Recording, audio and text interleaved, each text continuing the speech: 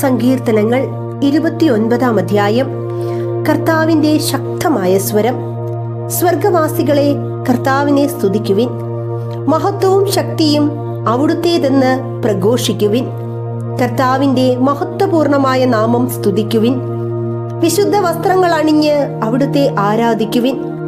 കർത്താവിന്റെ സ്വരം ജലരാശിക്കുമീതെ മുഴങ്ങുന്നു. ജലസഞ്ചയങ്ങൾക്കുമീതെ മഹത്വത്തിന്റെ ദൈവം ഇടിനാദം മുഴക്കുന്നു. കർത്താവിന്റെ സ്വരം ശക്തി നിറഞ്ഞതാണ്. അവിടുത്തെ ശബ്ദം പ്രതാപമുറ്റതാണ്. കർത്താവിന്റെ സ്വരം ദേവദാരുക്കളെ തകർക്കുന്നു. കർത്താവ് ലബനോനിലെ ദേവദാരുക്കളെ ഒടിച്ചു തകർക്കുന്നു. അവിടുന്ന് ലബനോനിലെ കാളക്കുട്ടിയെ പോലെ തുള്ളിക്കുന്നു, സിറിയോനെ കാട്ടുപോത്തിനെ പോലെയും. കർത്താവിന്റെ സ്വരം അഗ്നിജ്വാലകൾ പുറപ്പെടുവിക്കുന്നു.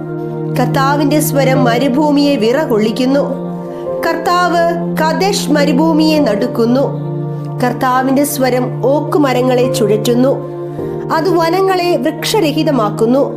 അവിടുത്തെ ആലയത്തിൽ മഹത്വമെന്ന് എല്ലാവരും പ്രഘോഷിക്കുന്നു. കർത്താവ് ജലസഞ്ചയത്തിനുമേൽ സിംഹാസനസ്ഥനായിരിക്കുന്നു. അവിടുന്ന് എന്നേക്കും രാജാവായി സിംഹാസനത്തിൽ വാഴുന്നു. കർത്താവ് തന്റെ ജനത്തിന് ശക്തി പ്രദാനം ചെയ്യട്ടെ. അവിടുന്ന് തന്റെ ജനത്തെ സമാധാനം നൽകി അനുഗ്രഹിക്കട്ടെ.